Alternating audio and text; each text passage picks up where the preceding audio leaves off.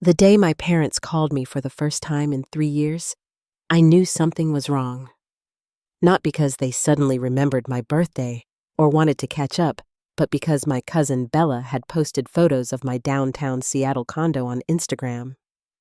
The same parents who forgot to invite me to Christmas dinner were now asking about my investment portfolio and wondering if I could help with some temporary financial difficulties. I hung up and stared at my phone, realizing my family's true nature was about to be exposed. Hey everyone! Before we dive into this wild family drama that completely changed how I see blood relations, I would love to know where you are watching from. Drop your city in the comments below. Smash that like button if you have ever felt invisible to your own family, and hit subscribe because this story has more twists than a soap opera. Trust me, you will want to see how karma served justice on a silver platter. Now let me tell you exactly how my parents' greed backfired spectacularly. My name is Serafina, and for 28 years, I believed that family meant everything. Growing up in Portland, Oregon, I was the middle child who somehow became invisible between my older brother Marcus and younger sister Vivian. While Marcus got celebrated for every mediocre achievement and Vivian received constant attention for being the baby, I learned to excel quietly, hoping someone would notice. They never did. When I graduated valedictorian from high school, my parents missed the ceremony because Marcus had a minor league baseball tryout. When I earned a full scholarship to University of Washington for computer science, the dinner conversation focused on Vivian's new boyfriend. When I landed my first job at Microsoft at 22 with a starting salary that made my parents' combined income look modest, they asked me to keep it quiet so I would not make Marcus feel bad about his retail job. The pattern continued for years. Family gatherings became exercises in being overlooked. I would arrive with expensive gifts, contribute to conversations about technology and investments, my areas of expertise, only to watch my parents beam with pride when Marcus announced he was switching jobs again or when Vivian shared her latest drama. The breaking point came 3 years ago during Thanksgiving dinner. I had just closed on my first property, a beautiful 2-bedroom condo in downtown Seattle with floor-to-ceiling windows and a view of Puget Sound. I was excited to share this milestone, thinking surely this achievement would earn their acknowledgement. Instead, when I mentioned buying my own place, my father barely looked up from his turkey. "That is nice, honey," he said dismissively before turning to Marcus. "Now tell us more about this new management position." The management position was at Target. I had just purchased a $400,000 condo with cash. That night, I made a decision that would define the next 3 years of my life. I stopped trying. I stopped calling every week. I stopped sending birthday cards and holiday gifts. I stopped sharing my achievements and struggles. I wanted to see how long it would take for them to notice my absence. The answer was 3 years, 2 months, and 16 days. During those years, I flourished in ways I never expected. Without the constant drain of seeking their approval, I channeled my energy into building my career. I switched from Microsoft to a fintech startup where my skills in blockchain technology and cryptocurrency made me invaluable. My salary tripled. I bought 2 more properties, one a rental unit that generated passive income, another a vacation home near Mount Rainier. I made real friends through rock climbing and coding meetups. I traveled to Japan, Iceland, and New Zealand. I dated genuinely kind men who appreciated my intelligence and ambition. I adopted a rescue dog named Pascal, who gave me more unconditional love than my family ever had. Most importantly, I stopped checking my phone, hopefully every time it buzzed, stopped feeling disappointed when holidays passed without calls, stopped making excuses for their indifference. My cousin Bella was different from the rest of my extended family.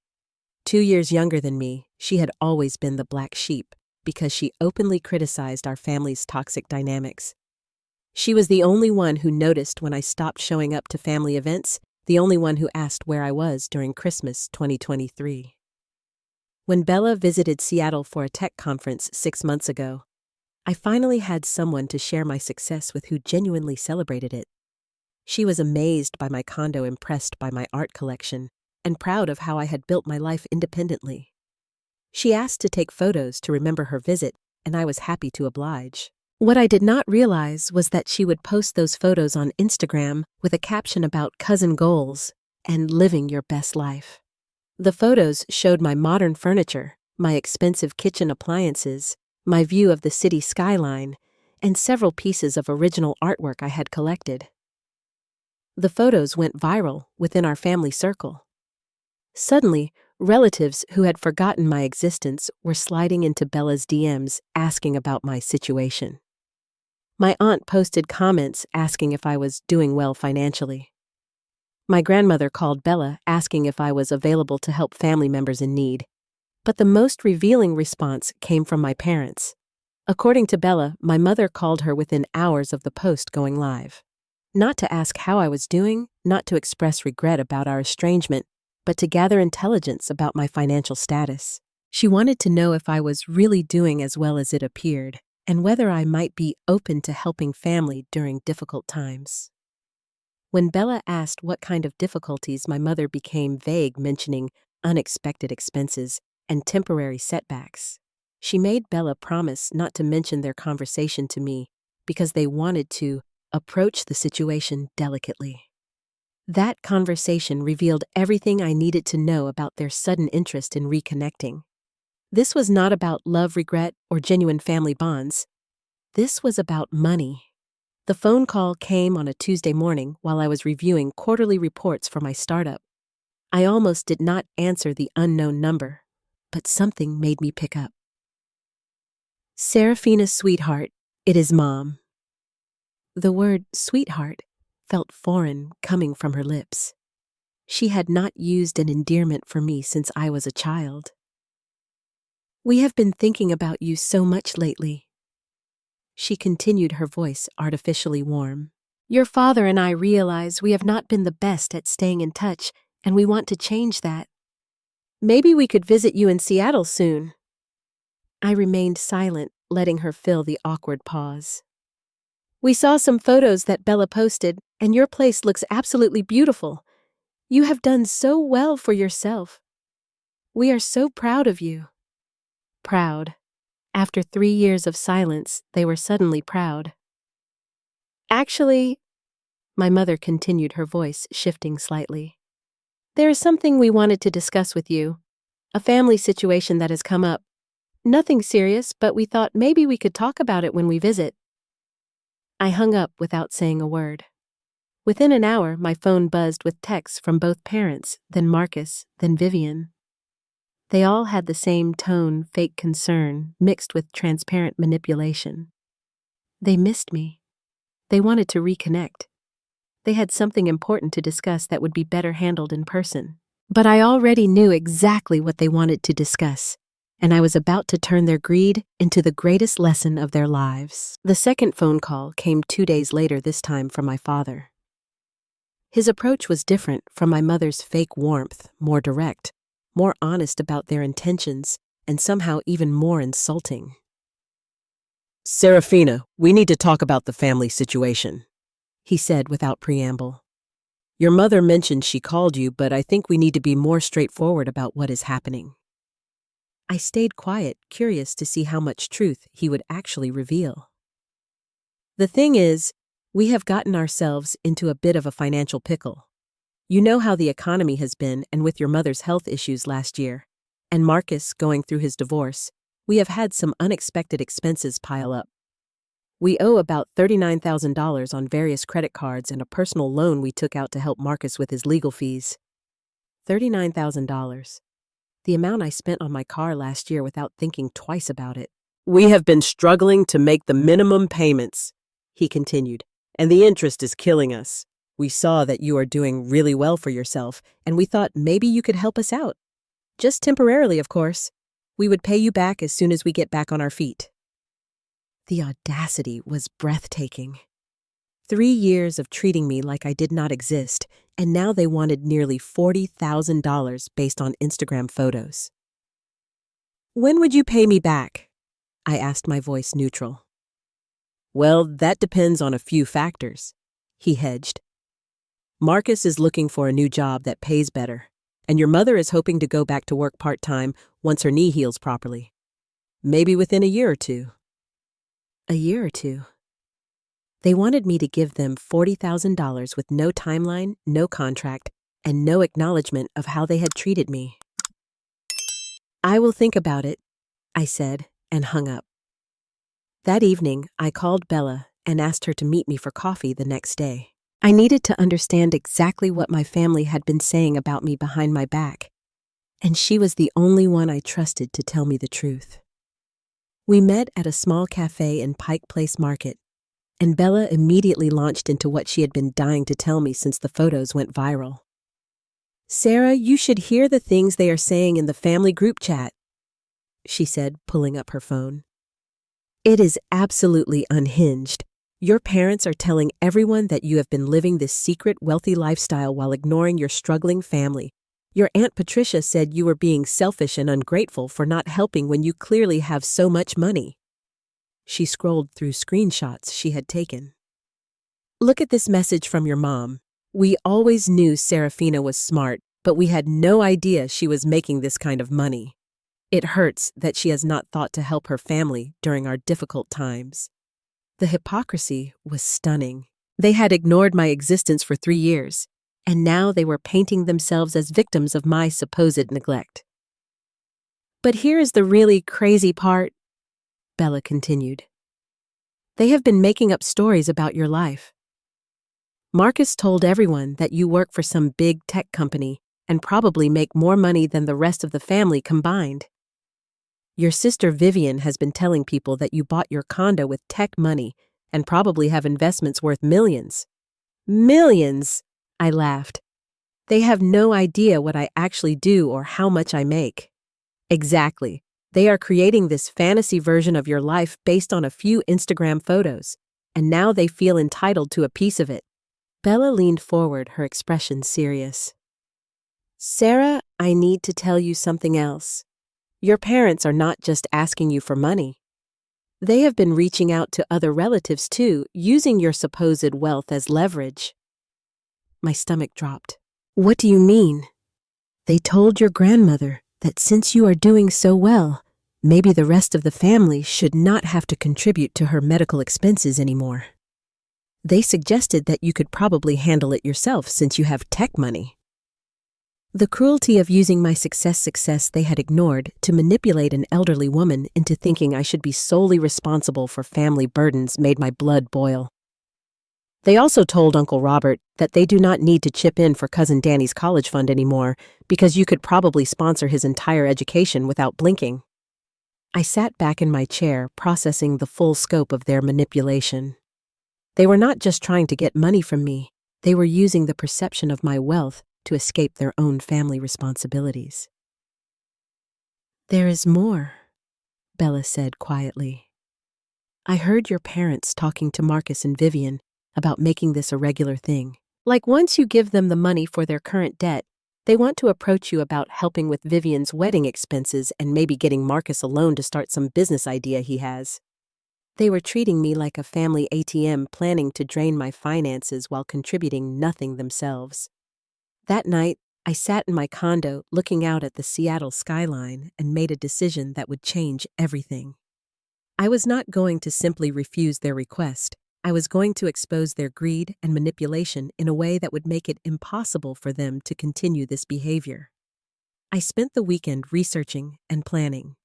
I looked up the exact credit cards they mentioned, calculated interest rates, and created a comprehensive financial analysis of their situation. I also did something they did not expect. I investigated their actual financial status through public records and social media. What I discovered was infuriating. My father had recently purchased a new truck worth $25,000. My mother had been posting photos from expensive restaurants and shopping trips. Marcus had been bragging on Facebook about his new gaming setup that probably cost several $1,000s.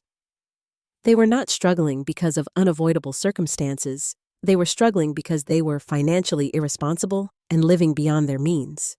The same parents who had always criticized my expensive education and career choices were drowning in debt from unnecessary purchases. But the most revealing discovery came from my sister Vivian's social media. She had been posting about planning an elaborate destination wedding in Hawaii, complete with a wedding dress that cost more than most people's monthly salary. My family was not broke because of medical bills or divorce costs. They were broke because they prioritized appearances and luxury over financial responsibility. And now they wanted me to bail them out so they could continue their wasteful lifestyle. I was about to teach them the most expensive lesson of their lives, and they had no idea what was coming. The family intervention call happened exactly 1 week after my father's initial request. My mother had clearly spent time coordinating this ambush because suddenly I had Marcus, Vivian, and even my grandmother on a conference call that I had not agreed to join. Serafina, sweetheart, we are all here because we love you and we are worried about our family relationships. My mother began in her practiced tone. We feel like there has been some distance between us lately, and we want to fix that. Distance. 3 years of complete indifference on their part, and they called it distance. We also want to talk about this financial situation. Marcus jumped in his voice, carrying that familiar, entitled tone. Dad explained that they asked you for help, and we just want you to understand how serious this is. This is not just about Mom and Dad, this affects all of us. How does their debt affect you, Marcus? I asked, genuinely curious about his logic. Well, if they lose the house, where are Vivian and I supposed to go for holidays? And what about Grandma? She stays with them sometimes, and if they have to downsize, there would not be room for family gatherings. The audacity was breathtaking. He was arguing that I should pay their debt to preserve his convenience. Plus, Vivian added, it is kind of selfish that you have all this money and you are not helping family. I mean, what are you even saving it for? What was I saving it for? Financial security, retirement, the freedom to make choices without depending on others' concepts that were apparently foreign to my siblings. I have been thinking about this situation, I said carefully, and I have some questions before I make any decisions. Of course, honey, my mother said, relief evident in her voice. Ask anything. First, I want to understand how you accumulated $39,000 in debt. Can you break down exactly where that money went? There was a pause. Well, it is complicated, my father started. Some of it was medical bills from your mother's knee surgery. Some was helping Marcus with his divorce lawyer. And the rest just accumulated over time. What was the total cost of Mom's knee surgery after insurance? Another pause. About $8,000, my mother admitted quietly. And how much did you spend on Marcus's legal fees? Around $12,000, Marcus answered defensively. Divorce lawyers are expensive. That left $19,000 unaccounted for. Where did the other $19,000 come from? The silence stretched uncomfortably long. Finally, my father cleared his throat. Look, Serafina, we do not need to go through every line item. The point is, we need help, and you are in a position to provide it. Actually, I think understanding how the debt was created is crucial to understanding whether this is truly an emergency or a pattern of poor financial decisions. Are you calling us financially irresponsible? Vivian snapped. I am asking for transparency before I consider giving anyone $40,000. $39,000? My mother corrected quickly. Right. $39,000 that you want me to give you with no contract, no timeline for repayment, and no acknowledgement of how you have treated me for the past 3 years. Now you are being dramatic, Marcus said. We have not treated you badly. We just have different lives, and we do not talk as much as we used to. When was the last time any of you called me before this financial situation came up? Silence. When was the last time you invited me to a family gathering? More silence. When was the last time any of you acknowledged a birthday promotion or achievement in my life? We are not good at staying in touch, my mother said weakly. But that does not mean we do not care about you. Yet somehow you manage to stay in constant touch with each other. Marcus, how often do you talk to Mom and Dad? I do not know, maybe every few days. Vivian? Same, I guess. So the issue is not that you are bad at staying in touch. The issue is that you are bad at staying in touch with me specifically until you need money. The call erupted into defensive protests. They insisted that I was misunderstanding, that they had always cared about me, that I was being unreasonable and holding grudges. But their protests only proved my point. Even now, facing a request for nearly $40,000, they could not acknowledge their behavior or offer a genuine apology. I will give you my answer by the end of the week, I said, and hung up. That evening, I called Bella and asked her to dinner. I needed an ally who understood the family dynamics and could help me execute the plan that was forming in my mind. They are getting desperate, Bella told me over Thai food. The group chat has been insane since your call today. Your parents are convinced you are going to say no, and they are panicking about what to do next. What kinds of things are they saying? Your mom is talking about maybe approaching your grandmother for money instead. Your dad is wondering if they should reach out to your other cousins to see if anyone else could help. Marcus suggested that maybe they should just sell some stuff instead of asking for help. Marcus suggested being responsible for once. Bella laughed. That lasted about 5 minutes before he started complaining about having to give up his gaming setup. I need to ask you something important, Bella.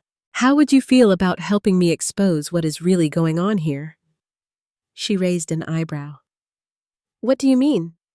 I mean documenting their behavior, their real financial situation, and the way they have treated me. Making it impossible for them to play victim or manipulate other family members into enabling their behavior. Are you planning some kind of public exposure? Something like that, but I want to make sure it is educational, not just revenge. I want other people who might be in similar situations to understand what financial manipulation looks like and how to protect themselves. Bella grinned. I am absolutely in. What do you need me to do? Over the next 2 hours, we planned a strategy that would accomplish several goals. Expose my parents' manipulation, protect other family members from being exploited, and create a public record that would prevent them from spinning their own narrative. Bella would continue participating in the family group chat and documenting their conversations. She would also reach out to other relatives to warn them about my parents' attempts to use my supposed wealth as an excuse to avoid their own family responsibilities.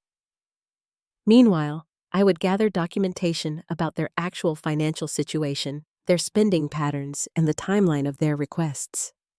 I would also prepare a comprehensive response that addressed not just their current request, but the entire pattern of behavior that led to this moment. There is one more thing I want to do, I told Bella as we finished dinner. I want to make a video documenting this entire experience and sharing it online. Not to embarrass them, but to help other people recognize these manipulation tactics. You mean like a YouTube video? Exactly. There are so many people who struggle with family members who only show up when they need money. I want to share what I learned about setting boundaries and protecting yourself from financial manipulation. Bella was quiet for a moment. Are you sure you want to make this public? Once it is out there, you cannot take it back. I am sure, but I want to do it right. I want it to be helpful and educational, not just dramatic. I want people to learn something from this situation. Then let me help you plan it. We can make sure you cover all the important points about financial boundaries and family manipulation without getting too personal about the specific details. That night, I went home and began preparing for the conversation that would end my family's manipulation forever. I had no idea that their response would be even more revealing than their initial request, and that the story I was about to tell would resonate with millions of people dealing with similar family dynamics. By the end of the week, everything would change, not just for me, but for everyone who thought that blood relations excused toxic behavior. Friday arrived, and I was ready.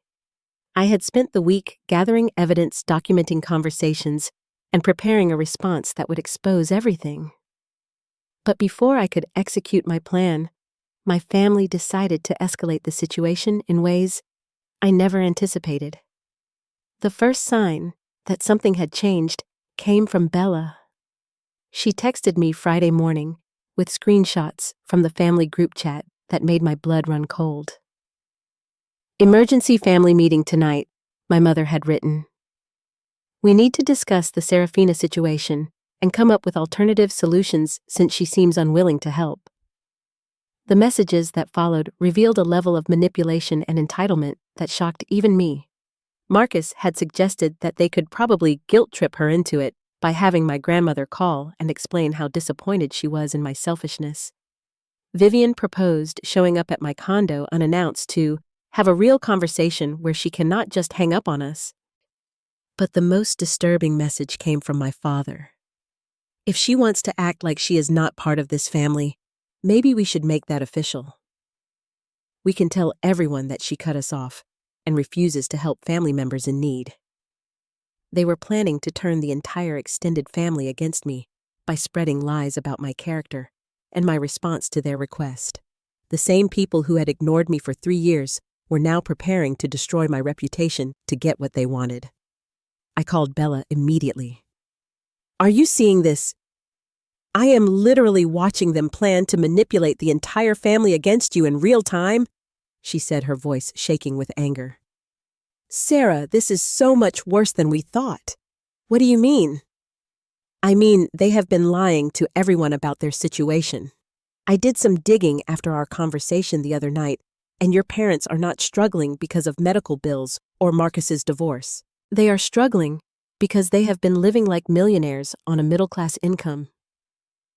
"What did you find?" "Your dad bought a boat last summer. A boat, Sarah.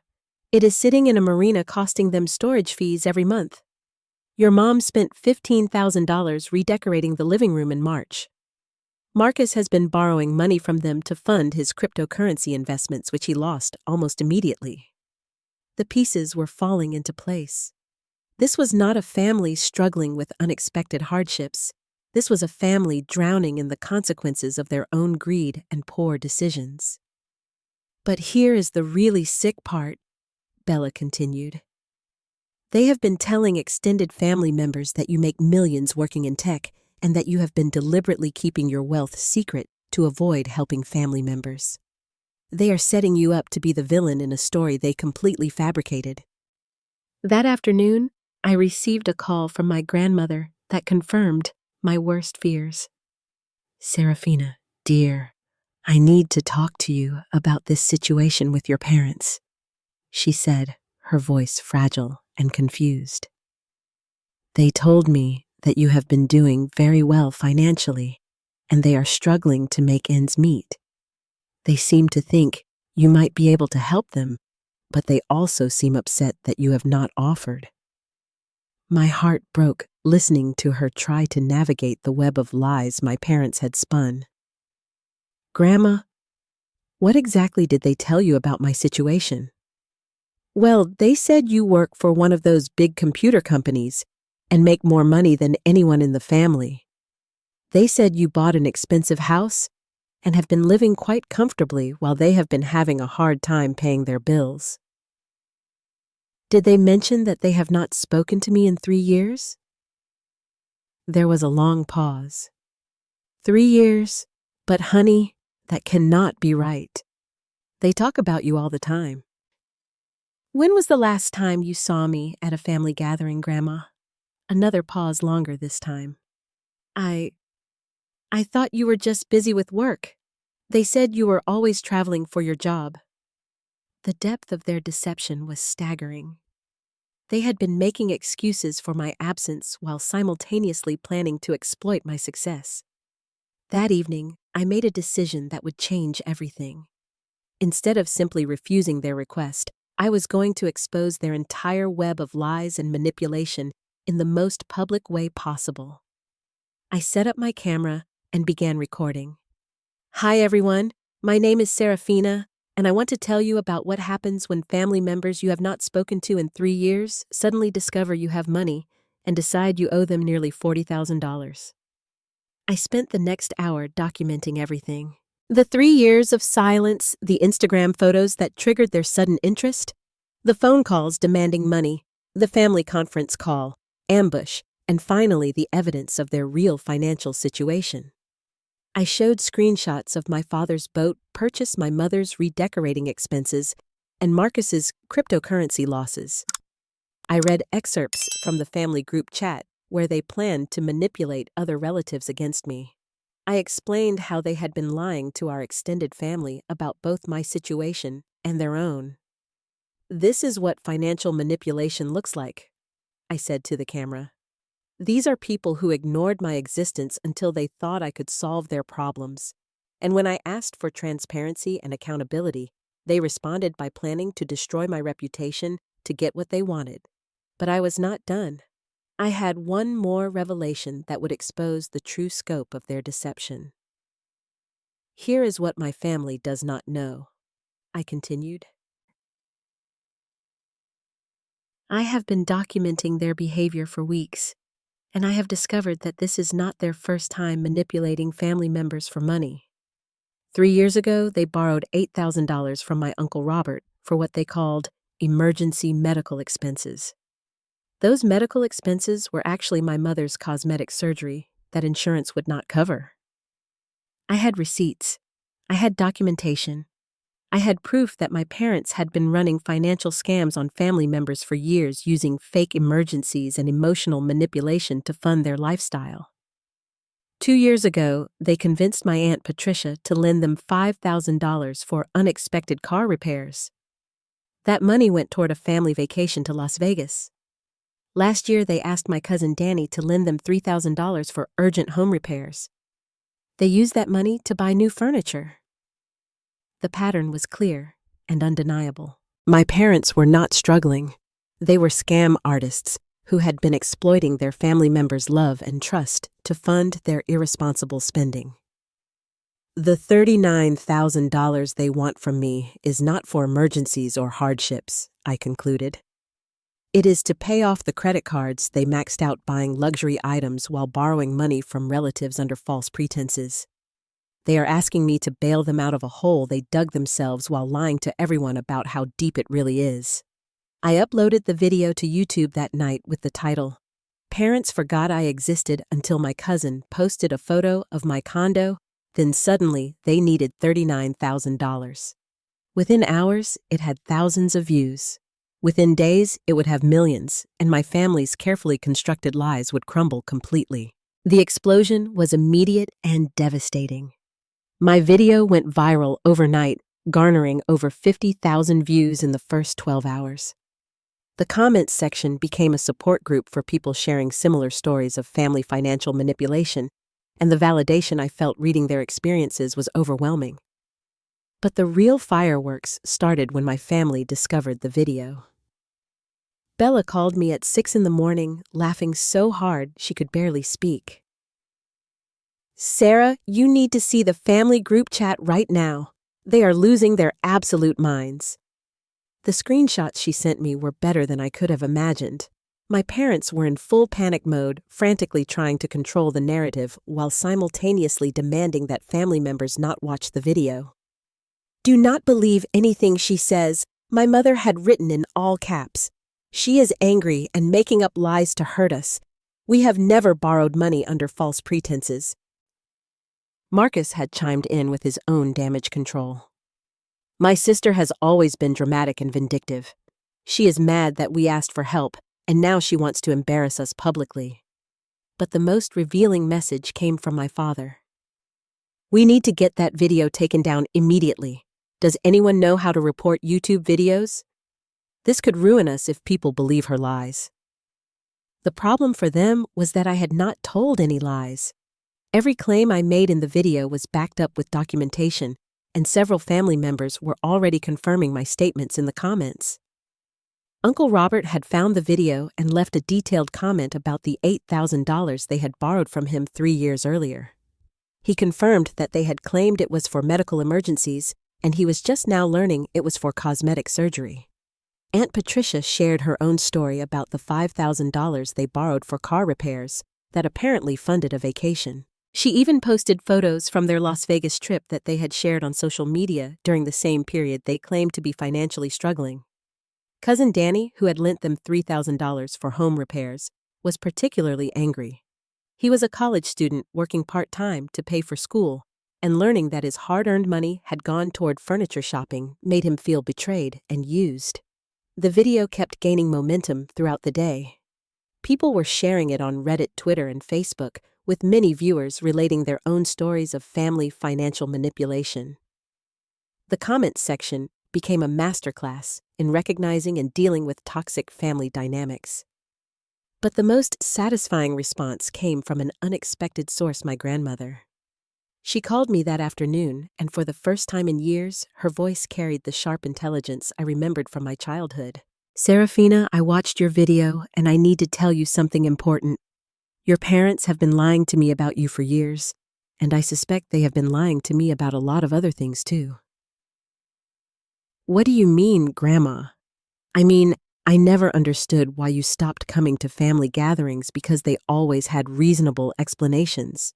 Work trips, previous commitments, health issues, there was always something that sounded legitimate. But now I realize they were making excuses to explain your absence while telling everyone else that you were too busy or too successful to make time for family." She paused, and I could hear her organizing her thoughts. "But there is more, honey. After watching your video, I started thinking about some of the financial requests they have made to me over the years.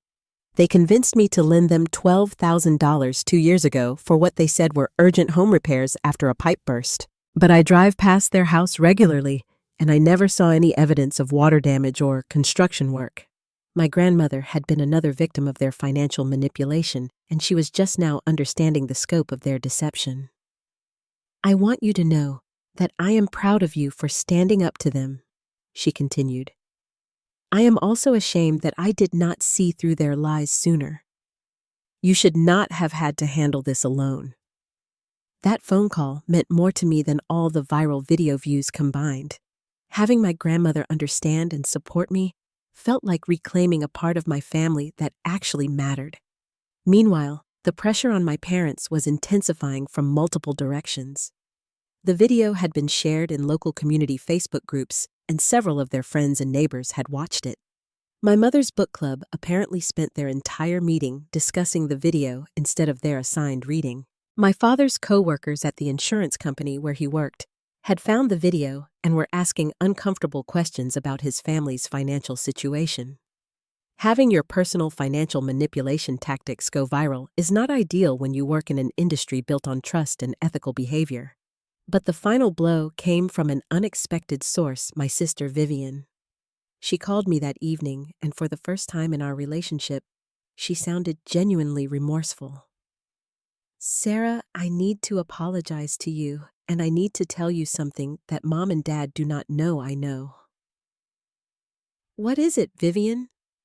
"The money they borrowed for Marcus's legal fees, that is not what they used it for. Marcus's ex-wife paid for her own lawyer, and their divorce was settled through mediation that cost maybe $2,000 total. Mom and Dad used that money to put a down payment on Dad's boat." Even I was surprised by this revelation. They had used Marcus's divorce as a cover story while manipulating family members into funding my father's midlife crisis purchase. "How do you know this?" "Because I was with Mom when she wrote the check to the boat dealer. She made me promise not to tell anyone because she said Dad deserved something nice after all the stress of Marcus's situation. I thought it was weird at the time, but I did not realize they had lied to everyone about what the money was for." Vivian's confession was the final piece of evidence I needed to prove that my parents were not struggling victims of circumstance. They were deliberate manipulators who had been running financial scams on their own family members for years. "Are you going to tell them that I told you?" she asked nervously. "No, Vivian, but I think you should consider whether you want to keep enabling their behavior by staying silent." "I know. Watching your video made me realize how much I have been part of the problem by not speaking up when I knew they were lying." That night, as I read through hundreds of supportive comments from strangers who had experienced similar family manipulation, I felt something I had not felt in years. vindication. My parents' empire of lies and financial manipulation was crumbling, and they had no one to blame but themselves. Justice was not just served, it was going viral.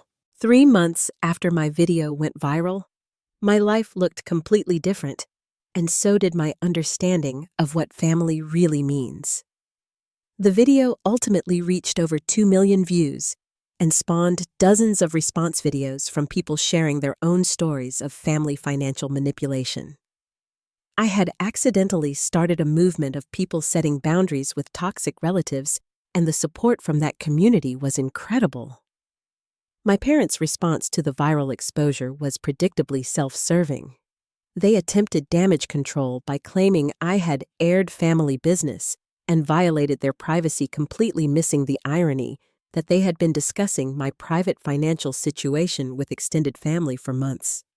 They sent me a certified letter demanding I remove the video written by some lawyer friend who clearly did not understand that truth is an absolute defense against defamation claims. I framed that letter and hung it in my office as a reminder of how far some people will go to avoid accountability. The real consequences came from other directions. Several family members who had lent them money over the years demanded repayment after learning about their deception. Uncle Robert, Aunt Patricia, and my grandmother all sent formal requests for immediate repayment of their loans, citing breach of trust. My father was quietly let go from his insurance job after the company decided that someone whose personal life involved financial manipulation might not be the best representative for their ethics-focused business. My mother lost several friendships when her book club friends realized they had been listening to complaints about an ungrateful daughter, while that daughter was actually being financially exploited. Marcus and Vivian both distanced themselves from our parents' behavior. Marcus finally got a stable job and moved out of their house, tired of being used as a prop in their manipulation schemes. Vivian postponed her expensive wedding and started therapy to address her role in enabling toxic family dynamics. But the most meaningful changes happened in my own life. My grandmother and I rebuilt our relationship completely. She moved closer to Seattle last month, and we have dinner together every week. She often talks about how proud she is that I stood up for myself, and she has become one of my strongest supporters. Bella and I grew even closer through this experience. She was the only family member who truly understood the situation from the beginning, and having her support made all the difference.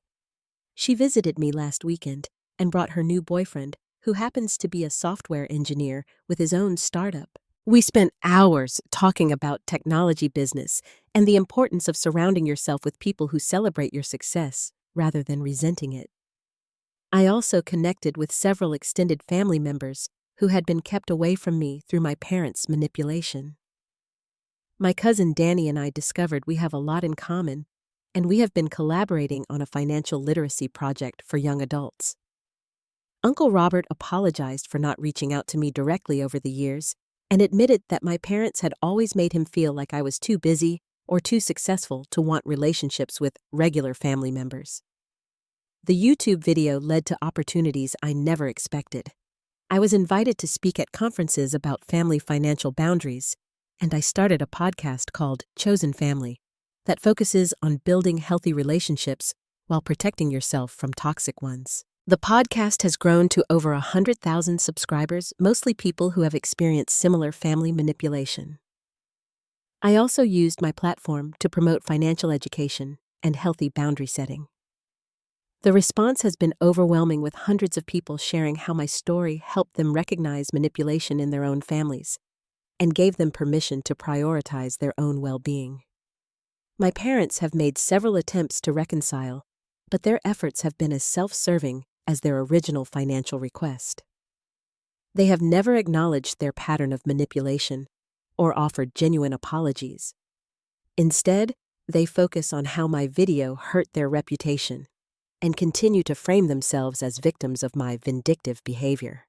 Last month, my mother sent me a birthday card with a note saying they forgive me for the misunderstanding and hope we can move past this difficult time. The lack of accountability was so complete that I actually laughed reading it. I have learned that some people will never acknowledge their toxic behavior, no matter how much evidence you present. The goal is not to change them. The goal is to protect yourself and build a life surrounded by people who genuinely care about your well-being. My career has flourished without the constant drain of seeking approval from people who are never going to give it. I was recently promoted to Chief Technology Officer at my startup, and we are preparing for a major funding round that could make me genuinely wealthy rather than just comfortable. The irony is not lost on me that my parents' greed and manipulation ultimately led to me achieving the level of financial success they falsely claimed I already had. Sometimes the universe has a sense of humor about justice. I have been in a relationship for 8 months now with someone I met through the climbing community. David is a teacher who makes a fraction of what I earn and could not care less about my financial status. He loves me for my intelligence, my humor, and my values, things my family never seemed to notice or appreciate. When I told David about the family situation, his response was perfect. Their loss is everyone else's gain. The people who matter can see how amazing you are. That is what real family looks like: people who celebrate your success, support your growth, and value you for who you are, rather than what you can provide for them. My story resonates with so many people because family financial manipulation is incredibly common, but it is rarely discussed openly. People feel guilty setting boundaries with relatives even when those relatives are clearly exploiting them. The video taught me that sharing your truth, even when it is uncomfortable, can help other people recognize their own situations and make healthier choices. Looking back, I am grateful that my cousin posted those Instagram photos. Without that catalyst, I might have continued believing that family loyalty required accepting mistreatment. Instead, I learned that real family, whether biological or chosen, is built on mutual respect, genuine care, and healthy boundaries. Have you ever experienced family members who only showed interest in your life when they needed something from you? How did you handle the situation, and what advice would you give to others dealing with similar manipulation? Share your thoughts in the comments below your story. Might help someone else recognize toxic patterns in their own family relationships. If this story resonated with you, please hit that like button and subscribe for more content about setting healthy boundaries and building authentic relationships. Share this video with anyone who might need to hear that they deserve better treatment from the people who claim to love them. Thank you for listening to my story and for being part of a community that believes in accountability, growth, and the power of chosen family. Remember that blood relations do not excuse toxic behavior, and you always have the right to prioritize your own well-being over family expectations. Until next time, keep building the life you deserve with people who truly value you.